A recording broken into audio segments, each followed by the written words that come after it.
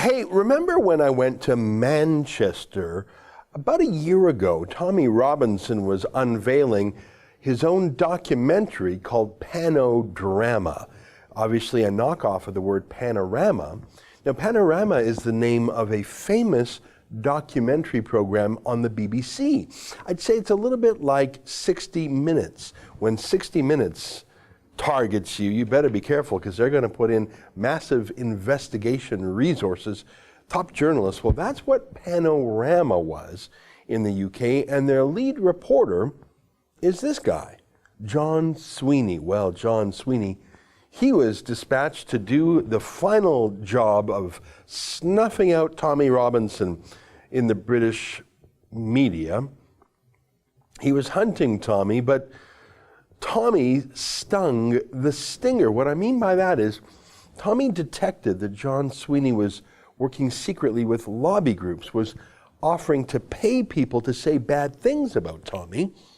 So instead of just making a legal threat or giving his spin, Tommy stung the stinger. What I mean by that is he sent in some of his friends and they wore hidden microphones and cameras and they recorded John Sweeney and his misconduct. And so right before Panorama was going to release their hit piece on Tommy, Tommy released Panodrama, showing what he had learned about them. It was riveting. Of course, one of the themes of Panorama was that Tommy Robinson is a racist, Tommy Robinson is far right. Amazingly, John Sweeney is the one who was caught making outrageously racist comments. Here are a few of them. Here's John Sweeney, the man who came to bury Tommy as a racist, making comments about Muslims. To do a cab too. I pre-booked because the dog makes it more difficult. All right. You know wine, don't you? Wine? Because... Oh, why? Yeah, there's loads of Asian cab drivers don't like taking dogs. How dare you? How dare you? Where's my phone? Say that on camera, right? No. Racist. It's true. It's true. Here he is making fun of Greeks. Is Jessica Redder, which is thank you in Turkish. When you're pissed, you want to piss off a Greek, you start speaking Turkish. Oh, really? And they know, and they don't. Anyway, never mind. I like it, but it's quite fun. Here he is mocking the Irish. I have a little more in common. I have more in common with Tommy than most reporters. Yeah. I scumbag Irish background. I don't know if you know what's going on there. It's a mashup between the undercover footage of John Sweeney riffing on every minority group and then John Sweeney himself being shown himself. He didn't realize he was recorded, and he is ashen. Here he is talking about gays in a derogatory way. Take a look. Because they've not gone out and just had a mate that's gay. That's the difference. So you've got people up in like all these different places in the UK or whatever, and they're sort of... They've not just had a gay mate. Have they never met a conservative MP? No. I remember one line in particular. She said, "Oh, what do you think about LGBT or something?" And I said, "Well, some of the stuff that gay people say is just ridiculous." And that's me being that's the way. Okay, by the way, there's nothing wrong with it. You said something worse, I guess. Probably. That's the way that I would speak to Kaylin. Ridiculous. You know, yes. That's the way that I would speak to Kaylin in a bar. You know, I think like they're ridiculous. They should be shot. Well, yeah, exactly. No, obviously. No, I know. But did you say it? No. Good. That's the thing, because unbeknownst I would say that, by the way. I would. And they should be shot. What are we talking about? Oh yeah, Joe's dick pics. Is he gay? Oh, my gay darling's rubbish. He's a Bertie Wolf there, is he? He's a Bertie Wolf there, is he? He's a Bertie Wolf there, is he? Very, very embarrassing. It's one thing to be embarrassing, though. It's one thing for a man that's hunting Tommy Robinson to call him a bigot, to basically go through every single possible check mark, gays, Irish, Greeks, Muslims. I mean, that's just rudeness. He would hang Tommy Robinson for any one of those things, but I think where it moves from mere rudeness to deeply unethical, maybe even illegal conduct, is offering that undercover lady there, Lucy, cash or other consideration if she makes a false claim against Tommy that he had a Me Too sexual misconduct moment with her. Take a look at this. I call him like a silly little man and stuff. I'm just shouting at him. Oh, we love that. It was quite bad. Could we have that? I'll drop you in it. I'll have a think. It will drop me in it. Everything will drop me in it. Not necessarily.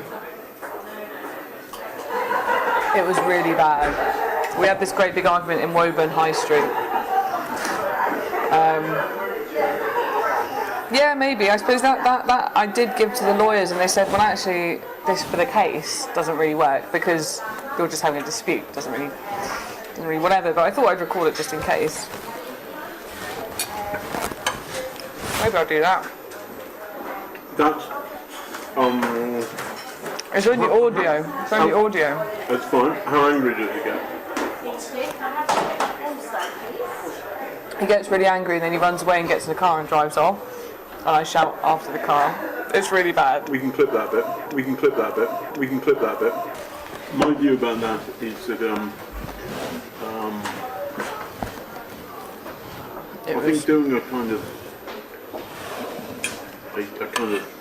gender, a kind of sexual thing against Tommy Robinson is the person. So they just had an argument. Lucy was actually shouting at Tommy, but he said, no. Let's make it a gender thing. Let's make it a sexual thing.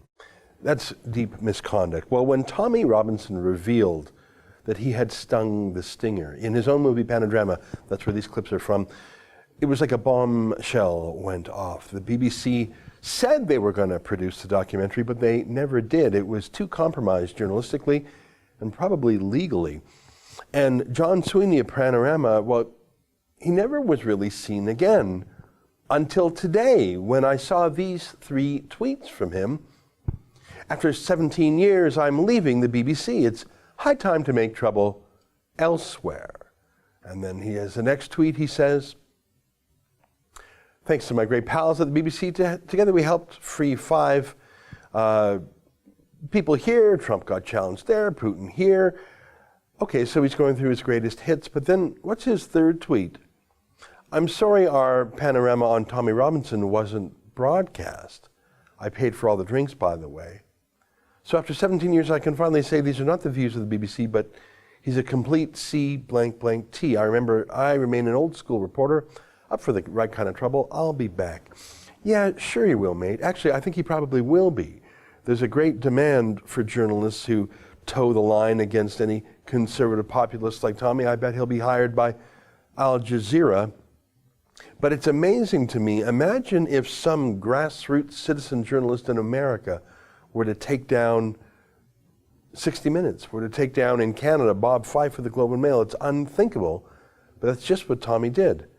And joining us now is the man who ought to be taking a victory lap, our friend Tommy Robinson. Tommy, great to see you again. It's good to be seen again, Ezra. Tommy, I tell you, I opened up my Twitter today and I absolutely was not expecting to see a John Sweeney, the top investigative journalist at the top investigative show on the whole BBC, was sacked, and in his goodbye rant, he mentions you in particular. You brought down Goliath. You took out John Sweeney. You stung the stinger. I'd ask the BBC again. I'd still want to know, where is your documentary? They couriered a letter to my front door to let me know that a documentary was due to be screened on me in the coming weeks. It was at that point that I produced my panodrama and showed everybody. Where is your documentary? Yeah. Why haven't you screened it? What's taken? I know people should. A lot of people saying that I should be happy. What's taken 9 months? We gave evidence to the entire world of the lead face of the tax-funded BBC making false sexual allegations against me. He was trying to do a Me Too story against me. He was constantly lying. He was being homophobic. And yet the amazing thing still for me, Ezra, is that not one single British journalist talked about what we uncovered. The biggest expose on the BBC in history, not one mention from any journalist anywhere in the country. Even so, I sat down with a lead journalist for the Telegraph, a lead journalist who used to work for the Sunday Times, and I showed him all the old undercover footage before we put our documentary out, and he couldn't believe it. He said, "This is massive. This is huge." He took that footage back. He then rang me up and said, "Our editor says no." I said, "How can that be? Yeah. How can that be that you won't even talk about it?" So it just shows that they're all in it together. It's complete corruption. But you're right. John Sweeney's gone. In his final leaving statement, he showed how a year later, we know why he's gone. It's because he has not been seen on the BBC since we exposed him. Yeah. It's unbelievable. I mean, I'm trying to get Canadians and Americans to understand who John Sweeney is in the UK. I mean, I had never heard of him in Canada, but he would be like our Bob Fife. He would be like Woodward and Bernstein in the United States, the Watergate reporters. He is the guy. If John Sweeney is hunting you, be careful because he's going to get you. Well, he was hunting Tommy, but Tommy captured him. Tommy, you bagged him. I've never heard of such a turnabout ever. So your viewers understand. He was the face. He's the face. He is Panorama, and Panorama can go on to make more shows. They've lost all their credibility. Everything they've ever done must now be questioned because we proved that they were staging things, setting things up, telling people what to say in interviews about me. They were working. This documentary was supposed to finish me. When it didn't, we've seen the course of events. When it didn't, when I produced my documentary, in 24 hours, I was made invisible to the world. I was removed from all social media. I was banned from all social media. And then within a week of all of this, they relaunched their charges against me for the second time and subsequently got me put back in prison in Belmarsh, which I was released, I think, 2 weeks ago from. Yeah. Well, I tell you, when I saw this on Twitter, I couldn't believe it. I couldn't believe that he was gone. I couldn't believe that he was blaming you. And I know that this will not be covered in the mainstream media because they don't want to acknowledge the scandal that you documented in Panodrama. Well, listen, I wanted to have you on to say congratulations about that. But while we have you, this is the first time you and I have talked since you got out of prison. And I take it you've had a chance to renormalize with your family, with your friends. Can you give us a bit of an update on what you're doing in terms of projects? Do you have any news for your fans in North America?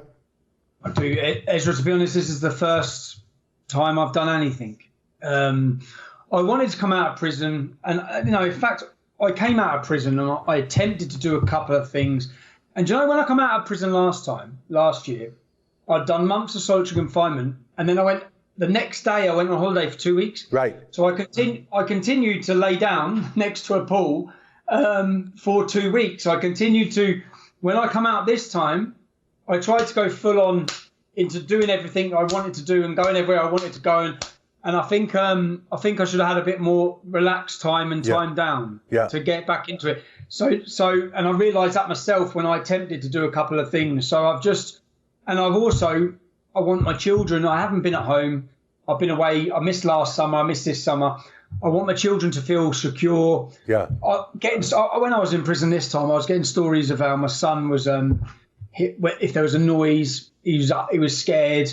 So I just want them to feel that Daddy's home. I've been literally taking my children to school. I've been taking them to. My son goes boxing a few times a week. He plays football. My daughters go dance. I've just made sure I want them to feel that I'm home and I'm here and that they feel secure again. When it comes to work, I've got so many plans, ideas for documentaries. I've got one nearly finished, which was Shalom, which was to show about a Jewish gentleman in London it's a British man who was persecuted to death. So I've got that. Yeah. But I've also... I've spoke publicly about the rape of Britain, but the reason why I haven't started the rape of Britain yet is to do that documentary. I need to move into these towns and cities. I need to move into them for 3-4 weeks at a time. Mm-hmm. I'm going to do that. I'm happy to do that. It's also a risky. As soon as I go there, it's quite a high risk of confrontation, and I know that. It's quite a high risk of police pressure. They will want to stop me. I know all of that. So I've already made a conscious decision to start that after Christmas. Yeah. For the sake I've sort of come to a little agreement with my wife that up until after Christmas is when I'll go on the road. But I have got another documentary, Ezra, and I know this is going to go bang as well.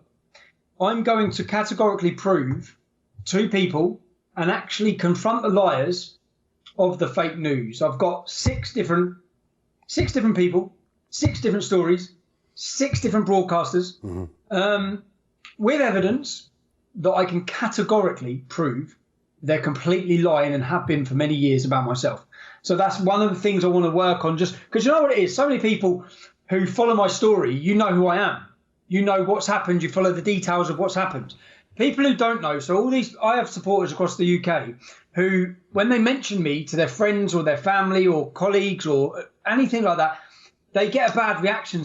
And that bad reaction is because of the hit job that the corporate media have been doing against me for a decade. Right. And I'm sitting there now, Ezra, watching the way Boris Johnson is under attack. Right. And I'm sitting thinking, you're being Tommy Robinson's. Yeah. You've got a woman. You've now got groping claims against him. You've got this is from a lady who's, if I'm right, her husband is in media, who's part of the Remain camp. So all of these things, all of the things I've seen against me. Boris Johnson, if you now follow certain media, is an extremist. He's a group of thugs. He's a racist. He's a bigot. He's a sexual deviant. All of these things, which I'm sitting there thinking, I'm wondering if Boris is feeling this, and Geoffrey Cox, because Geoffrey Cox was the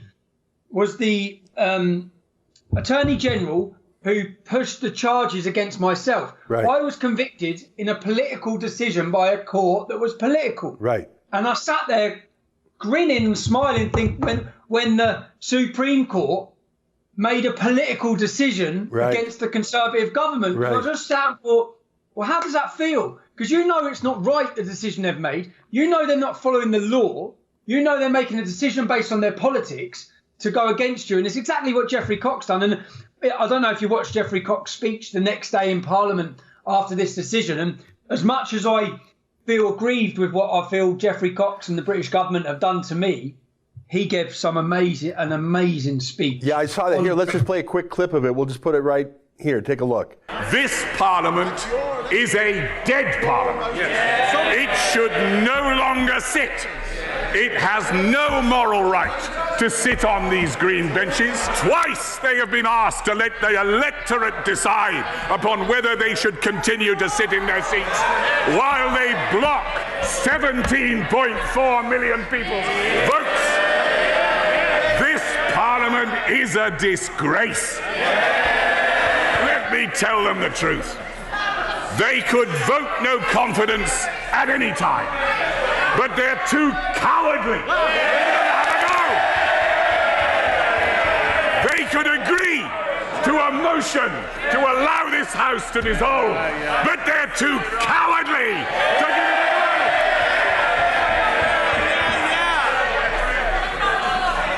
This Parliament should have the courage to face the electorate.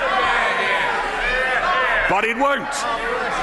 It won't, because so many of them are really all about preventing us leaving the European Union at all. But the time is coming.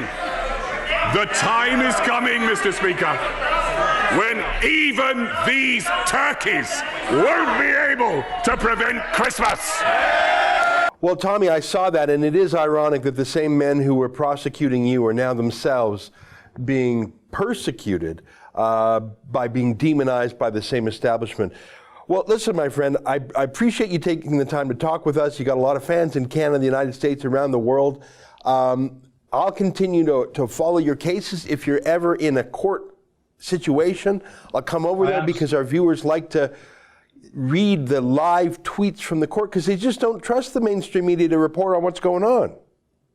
As I like to, why I'm talking to, because I haven't done my videos, just to say a thank you to people who have supported me, who continue to support me, who continue to support my work or my group's work with all of us, and to thank them for giving me the time. So do you know what? When I go places, I sometimes face situations where I have to be dealing with things in the right frame of mind. And if I'm honest, even coming back out of, and I'll just tell you honestly, there's a documentary coming out. Ross Kemp is a British journalist who was in Belmarsh prison when I got in there, and he's filming for a documentary. And he come and interviewed me.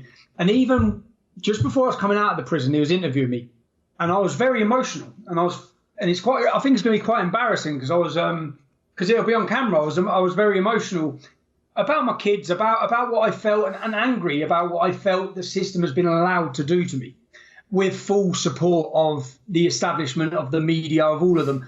And I still, if I'd done something, I'd understand it, but I'm sitting there thinking, and then getting angry because I was concerned and cautious and worried I was worried about coming home, which is insane. Yeah. I was worried about coming home. Yeah. And the reason I was worried about coming home was because I was thinking, I've just struggled for a year to get back to a position after spending previous time on solitary confinement. So in my head, I was thinking that. So even coming out, then I think I need to be in the right frame of mind to react to things when I'm out on the street. So I sort of, even coming out now, took myself away just to give myself a few weeks. Yeah. So that when I do come out, I'm not, I feel that a lot of the buttons they push on me, or they try to, is to make me react in a certain way. And I don't want to react in that way. It's not personal. Yeah, take it easy. Take some time. I tell you, I was really glad that you got out of there safely. I mean, being in solitary is psychologically unsafe, but at least physically you weren't starved. We'll keep watching you, and you deserve some time to readjust. And when you're ready after Christmas, we'll be there ready to watch Tommy. Hey, I'm just recharging my batteries. I've got plans, and I'm just grateful to everyone for the support. Right on. Well, you got a lot of supporters on this side of the ocean. Stay safe, my friend, and we'll keep in touch. Thank you. Cheers. All right, there you have it, our friend Tommy Robinson. A victory day for him as John Sweeney, his tormentor of the BBC, is dispatched. That's an excerpt from the Ezra Levant Show, which is a show I do every day. I do a monologue, interview an interesting guest, and then I read my hate mail. But you've got to subscribe to it, which you can do at premium.rebelnews.com.